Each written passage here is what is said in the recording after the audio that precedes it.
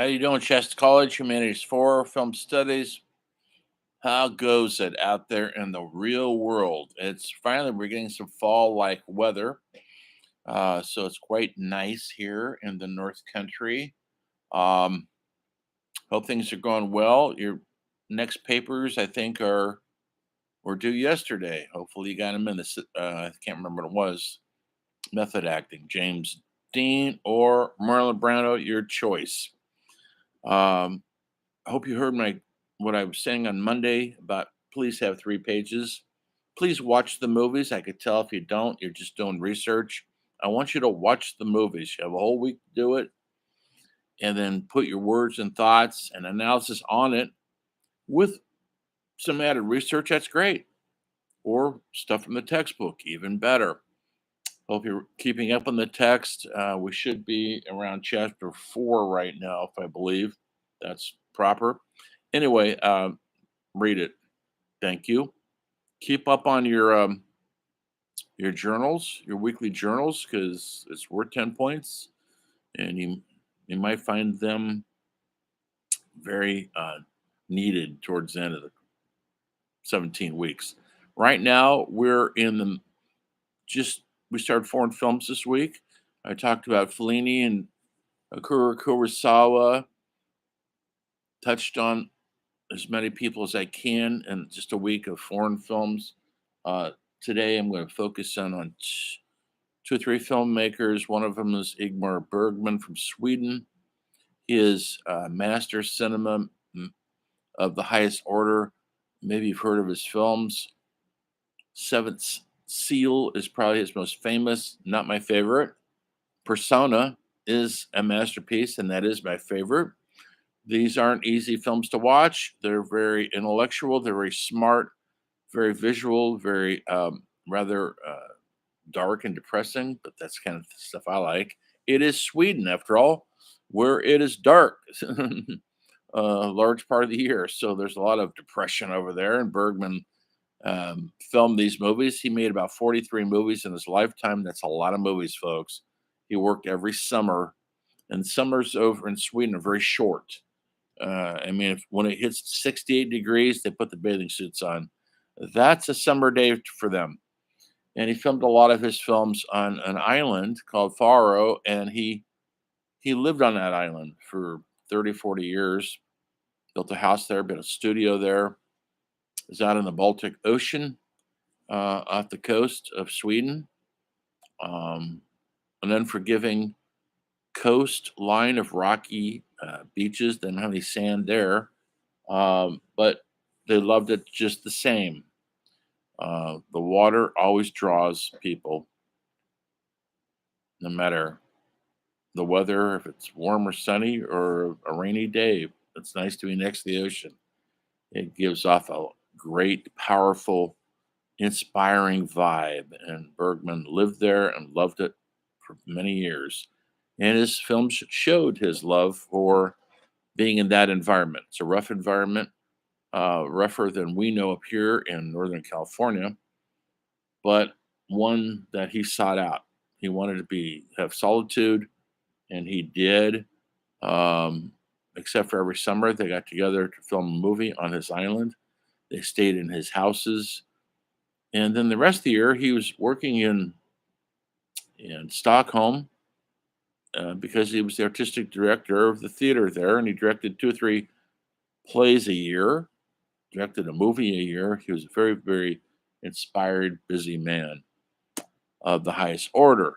So Ingmar Bergman died in about 2000, I want to say 10. At He was pretty old, 89 or so, and he made possibly some of the best movies in the history of cinema. And yes, they all have subtitles. His movies won Academy Awards. Franny and Alexander, so many more. And he made from about 1961 to about 1971, he made 10 of the most meaningful films that any filmmaker anywhere can make. Were they box office hits like a Steve Spielberg? No. They were art films. They were tough films. They're sweet, and they had subtitles. I ask you in a question this week if you've ever seen a foreign film with subtitles, not not a dubbed in foreign film or a foreign film that's in English, but something you have to read. And so they're an acquired taste, they're discipline like any good literature, any good art. It's not easy. That's what makes it great art. If it's just handed to you in a silver platter, it's shallow for the most part. Take my word on this. If it if it's difficult and hard, it's always usually worth the trip. Like recently, a media write-ups art, paper on Citizen Kane, not the easiest film to love. Um, do I love it? I love it. Is it my favorite movie? Absolutely not.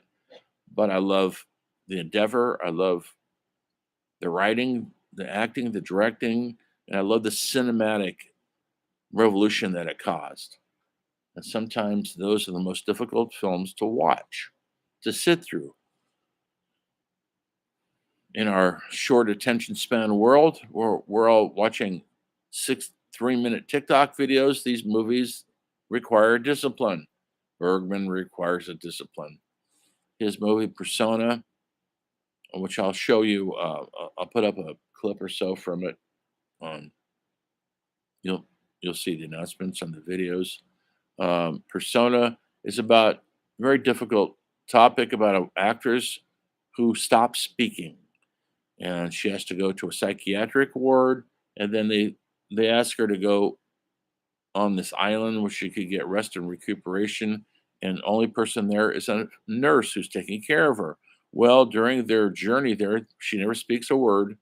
The nurse and her become entwined, and I don't mean well, whatever you want to say it. There is a homoerotic element to it, absolutely. But in the persona, in the course of the film of just them existing together on this remote island, uh, they become kind of interchangeable. There's a great scene where they Bergman superimposes their two faces together to make one, and they get confused who they are, so the audience is confused. But think about this: we all take on personas. I have one. I am a professor. I am an artist, I'm a musician, a filmmaker, a novelist. Those are all personas. I look the way I look because I'm taking on a persona. I talk the way I talk because of all the books I've read, my education. It's who we are. It's what we show to the world. What do you show to the world? Do you show something? Do you feel sometimes that you're hiding behind what you're showing? I feel I am. I'm surprised I'm a professor. I've been that for 20 years, but people call me professor, and I'm thinking, who are they talking to? Oh, they're speaking to me because I don't feel what I think a professor is.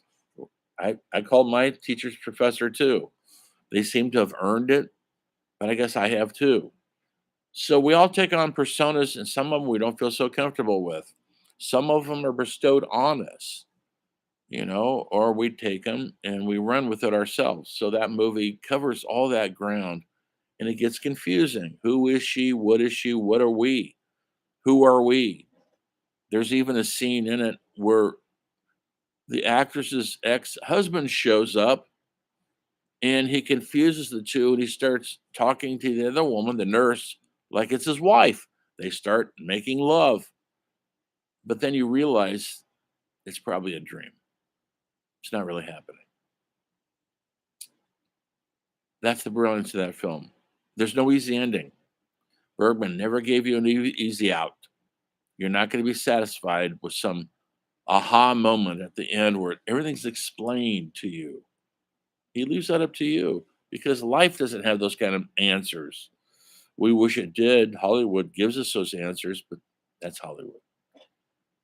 The other filmmakers I want to talk about briefly, they're Francois Truffaut, a Frenchman, Jean-Luc Godard, another Frenchman. They made movies in the early 60s. They put French new wave cinema, that's what it was called, a new wave. It was a new way of doing things. I'll show you a documentary on modules. I hope you watch it. That will cover a bunch of new wave films, but I want to talk about these two specifically. Um, Francois Truffaut was a cinephile of the highest order, so was Godard. When I say cinephile, that's not a bad word. That means they're obsessed with movies, as I am, as I have been. Um, and they didn't have an outlet because these guys didn't have the money. Or, there's no Hollywood in Paris. Um, there was movies being made in France, but they'd just come through World War II and survived Nazi occupation. And these guys, there was a magazine there called Cahiers de Cinema, which simply means notes on cinema. And it was an intellectual magazine talking about movies as literature, not as entertainment or gossip. They left all that behind. Leave that to the Hollywood people. This was about these films are literature. They resurrected a lot of American films because they loved American films, especially film noir with Humphrey Bogart. You'll see that if you ever watch the movie Breathless. Um, he was a Goodard, one of his major influences, as was Howard Hawks, who did many film noir and westerns and everything else. American movies. They loved American movies. Godard the same way. They loved Alfred Hitchcock. Um, Although he's British, but he worked in America for most of his career. Um, and so they took those films and they made their own version of an American film. But they don't have any money over there, very little. And they had to invent a new way of making cinema. And what they did was they went on the street, not in a studio, and they copied the Italian neorealism I talked about a couple weeks ago, uh, post Italy filmmaking, where they went on the streets, filmed with non professional actors. Godard had professional actors. Um, John Paul Belmondo became a huge star after this one movie called Breathless. Uh, the female star was an American actress, a failed American actress who went into exile in Paris and became a huge star over there. Jean Seberg, and a revolutionary turn of events. Yes, she's speaking French, but and it's in subtitles. Sorry. Um, these two get together, and they're kind of like a Bonnie and Clyde couple. He's he's a wannabe. He's wanted for murder. Actually, he's a con man, charming as hell. She's kind of a femme fatale, and she's going to end up betraying him to the police because she didn't know how dangerous he was. Not to her, but he did kill a cop um, after he stole the car. So he's all enthralled with American gangsters and he's imitating them in a way. And yes, it gets him killed in the end. She lives, but she does betray him in the end. And she regrets it because she finds out that they did have a love for each other. And so be careful who you betray. Breathless was a revolutionary film because it was filmed on the streets of Paris. They had no money. They filmed handheld camera, like a documentary camera, and they broke all the rules, all the cinematic rules of Hollywood. You don't need to know them all. Jump cuts and editing, the 180 rule. You don't need to know any of this stuff. It's in the book. If you want to look it up, you can. Um, Speaking directly to the camera, they broke. That's called breaking the fourth wall. They did it all, and it was a new way of filming, and it was refreshing and alive. And American film students who were in film school at the time, like George Lucas, who directed Star Wars, and Francis Ford Coppola, who directed Godfather, Martin Scorsese, who directed Goodfellas, were all in college at the time, and those movies changed their lives. They saw a new way of making cinema that wasn't Hollywood tradition, studio bound, money bound, star bound. They looked like they could make those kind of films. Um, and they did. Boy, did they! And we'll talk about them in a couple weeks when we approach the late '60s in America. But right now, we're in the early '60s in these out of line countries that were getting a stage for their cinema because film festivals were popping up all over the world. Berlin Film Festival, Venice Film Festival, and these films are getting shown there, and they're getting distributed on a limited basis in America to college towns, art houses. These weren't going to play. There was no such thing as a mall in those days, but there was commercial theaters, and almost every town in America. They weren't getting seen there. You had to be in a college town, um, San Francisco, New York, Chicago, L.A., where there's many universities where films are shown to the students, and the students love them because it was a youthful look, a modern look, a current look at the culture we live in, not a hate fake Hollywood culture. And these, when we're watching during this time, TV had almost obliterated Hollywood filmmaking. Everybody's staying home and watching Leave It to Beaver and I Love Lucy and The Honeymooners and Gilligan's Island. But they didn't have that over there. Not yet. We didn't ruin their TV until much later. Anyway, so these films are highly important. Francois Truffaut was another writer for the Cahiers de Cinema. He loved Alfred Hitchcock, American films, Howard Hawks, um, who directed Have Not, and Red River. He could direct a Western and a rom screwball comedy. He could do it all, seemed like. And he worked all the way up into the early 70s. Um, Hitchcock worked up until maybe 1980. Then he died a couple years later. These guys loved making movies, and they were called auteur filmmakers. They had their own stamp on it. There was that. Their directing style was so personal. It wasn't cookie cutter. It wasn't generic. It was really personal, and you knew by the look of their camera work, how the actors were, how they framed the scene, how they lit the scene, the themes in the movie. You could tell it was a Alfred Hitchcock movie, Howard Hawks movie, Elia Kazan movie. They had their own auteur stamp, meaning author. Auteur is another word for author, another French word. Um,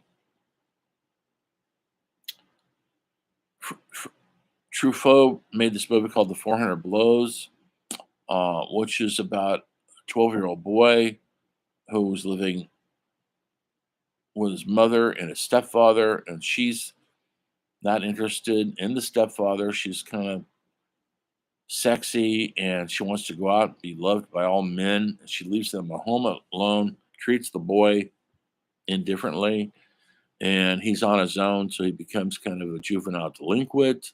And eventually he's put in what we would call juvenile hall, but it was a home for boys where they actually lived there. And then because he gets kicked out of school, it's basically based on Truffaut's own childhood. And beautifully shot, more traditional than Godard. He knew how to frame a story with a camera in more of a Hollywood tradition, but he filmed on the streets of Paris with essentially unknown actors. He was just one boy. It was his first movie, and he was a substitute for Truffaut as a child. And Truffaut made 5 more movies with that actor. Every 3 or 4 years, he'd make a movie with him. He played the same character growing up until maybe he was 30. Then Truffaut died as a young man. I don't think he was 52 years old. He died of brain cancer. If you ever seen Close Encounters of the Third Kind, Steve Spielberg movie with the aliens come down here, but they're nice aliens. They're not evil. And Richard Dreyfuss stars in it, and he is enthralled by these aliens, and then he goes away with them. He chooses to go up in their spaceship with them. Well, Truffaut is one of the main scientists in that. As an actor, he was an actor also. He can speak English, and he's if you've seen that movie, you've seen Truffaut. He's the lead scientist in that in Close Encounters of the Third Kind. That's him as an actor. But Spielberg used him because he's such a great director. And it was a great thing to have this fine French director in his movie. So, 400 Blows follows this child, and it follows him to this detention center where he's living, and he escapes. And the ending shot is a beautiful shot. And when I have people watch that film, um, I always say, "What does that shot mean? What's the shot saying?" Anyway, well, you're going to know because you're going to write about that film. Um, so, yeah, that's all I got. Bergman and the French New Wave. The French New Wave changed cinema, American cinema. All these young directors who aren't directing yet, but they're in film school, seeing these films, and they want a shot at directing their films. And when they do, the French New Wave is their main inspiration. We'll talk about that in the coming weeks. Look for your next essay, which is going to be the 400 blows and the French New Wave, or you can have the choice of doing that, or uh, Ingmar Bergman's Persona. I dare you, really, I do.